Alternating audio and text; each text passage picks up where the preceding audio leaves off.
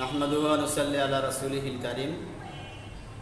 প্রিয় শিক্ষার্থীবৃন্দ, আসসালামু আলাইকুম ওয়া রাহমাতুল্লাহি ওয়া বারাকাতুহু।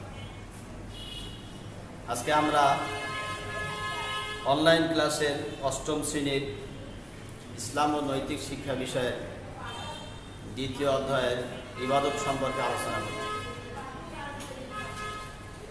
আজকের শিরোনামের যে বিষয়গুলো রয়েছে ইবাদতের, সেগুলো হচ্ছে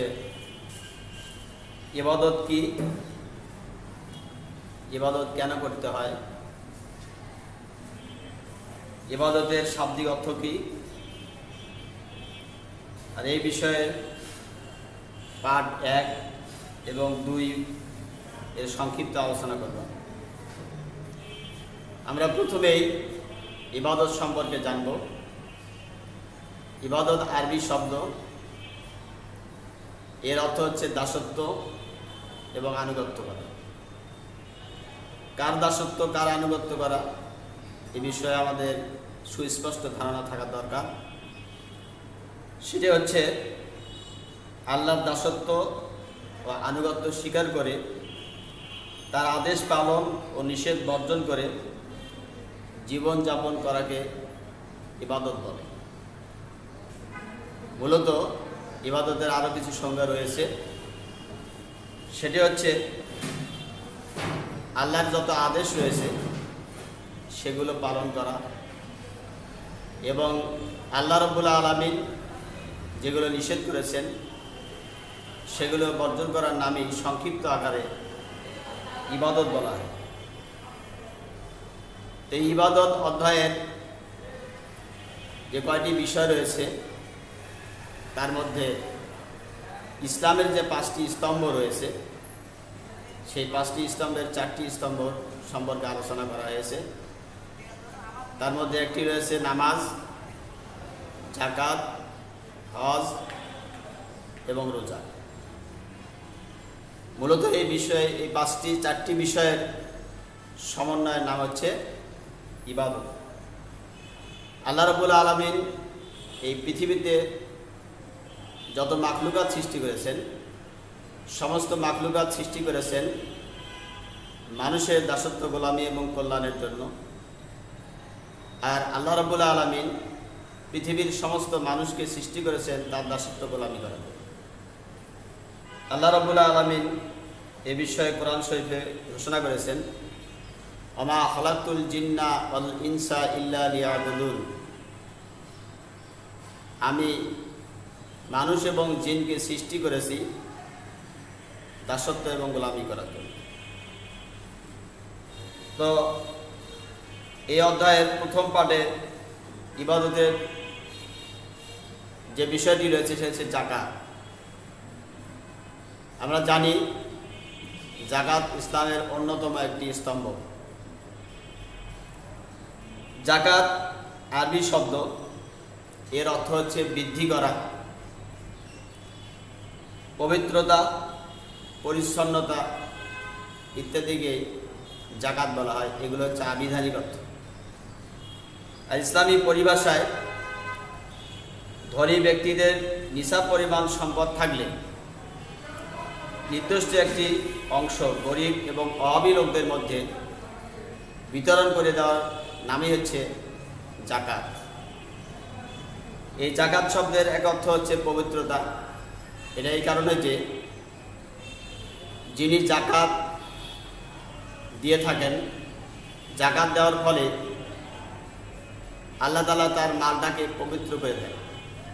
কারণ ধনী ব্যক্তির মাধ্যমে আল্লাহ তাআলা গরিবদের রিজিকের ব্যবস্থাপনা করে দেন। আর এটা যেহেতু গরিবের অংশ, যাকাত দেওয়ার মাধ্যমে ধনী ব্যক্তিদের সম্পদের মধ্যে দরিদ্রের যে অংশটি সেটি বের হয়ে যায়, আর যেটা ধনীদের জন্য হারাম। এই হারাম অংশটি বের হয়ে গরিবদের মাঝে যখন বন্টন করা হয়ে যায় তখন ধনী ব্যক্তির মালে পবিত্রতা সৃষ্টি হয়ে যায়। এই অর্থে যাকাত পবিত্র। জাকাত শব্দের একটা অর্থ হচ্ছে বৃদ্ধি পাওয়া। জাকাত দিলে আল্লাহর পক্ষ থেকে ধনী ব্যক্তির সম্পদের বরকত সৃষ্টি হয়। পাশাপাশি জাকাত দেওয়ার মাধ্যমে সমাজে এই মালটা প্রবৃদ্ধি হয় এবং আবর্তন ঘটে। আর জাকাত না দিয়ে ব্যক্তির মাঝে জাকাত পঞ্জীভূত থাকার কারণে অর্থনৈতিক সংকট সৃষ্টি হয়ে যায়, ফলে সমাজের মধ্যে বিভিন্ন ধরনের প্রয়োজনীয় সম্পদের সংকট সৃষ্টি হয়। আর জাকাত দেওয়ার মাধ্যমে সেগুলো দূরীভূত হয়ে যায়। এ অর্থে জাকাত শব্দের অর্থ হচ্ছে বৃদ্ধি পাওয়া। এভাবে জাকাত দেওয়ার মাধ্যমে ধনী ব্যক্তির মনের সংকীর্ণতা দূরীভূত হয়ে তার মনের উদারতা সৃষ্টি হয়ে যায়। এভাবে জাকাত শব্দের আরেকটি অর্থ হচ্ছে পরিচ্ছন্নতা। ইসলামী পরিভাষায় জাকাত এটি দরিদ্রের জন্য আল্লাহ প্রদত্ত অধিকার, এটি ধনীদের অনুগ্রহ নয়। আল্লাহ রাব্বুল আলামিন বলেন, অফি আমওয়ালিহিম হাক্কুল লিসাইলি ওয়াল মাহরুম, অর্থাৎ ধনীদের সম্পদের মধ্যে অভাবী এবং বঞ্চিতের একটি অধিকার রয়েছে। প্রিয় শিক্ষার্থীবৃন্দ, এ পর্যায়ে আমরা পার্ট 2 জাকাত ফরজ হওয়ার শর্তসমূহ আলোচনা করব। কীভাবে জাকাত ফরজ হয়ে যায়, কাদের উপর জাকাত ফরজ হয়। জাকাত ফরজ হওয়ার শর্ত হচ্ছে 7টি। 1 নম্বর হচ্ছে মুসলমান হওয়া। যিনি মুসলমান তার উপরই জাকাত ফরজ। যিনি অমুসলিম তার উপর জাকাত ফরজ নয়। তবে কোনো অমুসলিম যদি ইসলাম গ্রহণ করে, ইসলাম গ্রহণ করার পর থেকে তার যদি নিসাব পরিমাণ কোনো সম্পদ তার অধীনস্থ থাকে, তাহলে তার উপর জাকাত ফরজ হয়ে যায়। 2 নম্বর নিসাবের মালিক হওয়া, অর্থাৎ নির্দিষ্ট পরিমাণ সম্পদের মালিক হলেই তার উপর জাকাত ফরজ হয়ে যায়। নিসাব পরিমাণ সম্পদ প্রয়োজনের অতিরিক্ত হওয়া, অর্থাৎ নির্দিষ্ট পরিমাণ যে সম্পদ এইটা প্রয়োজনীয় দ্রব্য সামগ্রীর অতিরিক্ত হতে হবে। আর প্রয়োজনীয় দ্রব্য সামগ্রী হচ্ছে মানুষের খাওয়া পরা, মানুষের পরিবহনের যানবাহন, তার বসবাসের আসবাবপত্র, এগুলো ব্যতি রেখে তার যদি অতিরিক্ত কোনো সম্পদ থাকে যা 1 বছর ওই ব্যক্তির কাছে অবস্থান করে, তখন তার উপর জাকাত খরচ হয়ে যায়। 4 নম্বর ঋণগ্রস্ত না হওয়া। যিনি ঋণী তার উপর জাকাত খরচ হয় না। 5 নম্বর মাল 1 বছর কাল স্থায়ী থাকা। যে সম্পদটা কোনো ব্যক্তির কাছে 1 বছর থাকে, বছর অন্তে হিসাব করে যদি নিসাব পরিমাণ সম্পদ অতিরিক্ত হয়, তখন তাহলে তাকে জাকাত দিতে হয়। এক্ষেত্রে আমরা লক্ষ্য করব যে কোনো ব্যক্তির সম্পদ 6 মাসের মধ্যে নিসাব পরিমাণ হয়েছে, আবার 6 মাস পরে এই সম্পদটা তার কাছ থেকে চলে গিয়েছে, আবার 8ম মাসে কিংবা 10ম মাসে এসে আবার নিসাব পরিমাণ সম্পদ তার হয়েছে, তখন তাকে জাকাত দিতে হবে।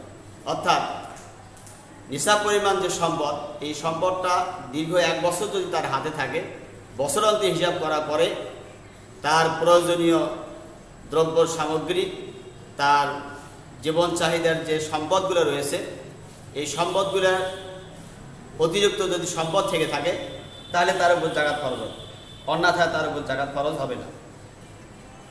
6 নম্বর জ্ঞান সম্পন্ন হওয়া। যিনি জ্ঞানী, যার বোধশক্তি আছে, মূলত তারই উপর শরীয়ত ফরজ। আর যার বোধশক্তি নেই, যে পাগল, যে মস্তিষ্ক বিকৃত, মূলত তার উপর কোনো শরীয়ত ফরজ হয় না। এই কারণে এমন অনেক ব্যক্তি রয়েছে যার কোটি কোটি সম্পদ রয়েছে, কিন্তু মস্তিষ্ক বিকৃত, তার হিতে কোনো জ্ঞানকাণ্ড নেই, এমন ধরনের ব্যক্তির উপরে জাকাত ফরজ হবে না। 7 নম্বর বালেগ হওয়া, অর্থাৎ পূর্ণ বয়স্ক হতে হবে। আর পূর্ণ বয়স্ক হলেই শরীয়ত তার উপর অর্পিত হয়। পূর্ণ বয়স্ক হওয়ার আগে কোনো ব্যক্তির কাছে যদি কোনো সম্পদ থেকে থাকে নিসাব পরিমাণ, তাহলে তার উপর জাকাত ফরজ হবে না, যেহেতু শরীয়ত তার উপর ফরজ হয়নি। এরপরে জাকাতের আর একটি অংশ রয়েছে উৎপন্ন ফসলের জাকাত, যাকে বলা হয় ওসর। অর্থাৎ আমাদের দেশে যে শস্যগুলো উৎপন্ন হয়, ধান, পাট, সরিষা, গম ইত্যাদি, এগুলো নির্দিষ্ট পরিমাণ সম্পদ যদি তারা উপার্জন করে, উৎপন্ন করে, তাহলে তার উপর জাকাত ফরজ হয়। সেটি হচ্ছে সেচের মাধ্যমে যে ফসলগুলো উৎপন্ন হয় সেগুলো 20 ভাগের 1 ভাগে দেওয়াকে ওসর বলা হয়। আর বৃষ্টির পানির মাধ্যমে যেগুলো উৎপন্ন হয় সেগুলো 10 ভাগের 1 ভাগ ওসর খরচ হয়ে যায়। অর্থাৎ 20 মণে 1 মণ আর 10 মণে 1 মণ, এটা দেওয়া হচ্ছে শস্যের জাকাত।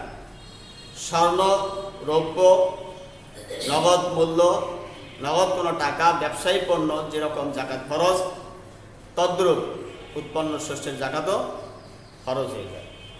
প্রিয় শিক্ষার্থীবৃন্দ, আমরা আজকে এই পর্যন্তই আলোচনা করলাম। আগামী দিনে ইনশাল্লাহ আলোচনা করা হবে। তোমরা সকলেই ভালো থাকো। আল্লাহ আমাদের সকলকে সুস্থ রাখুক, এই কামনায় শেষ করছি।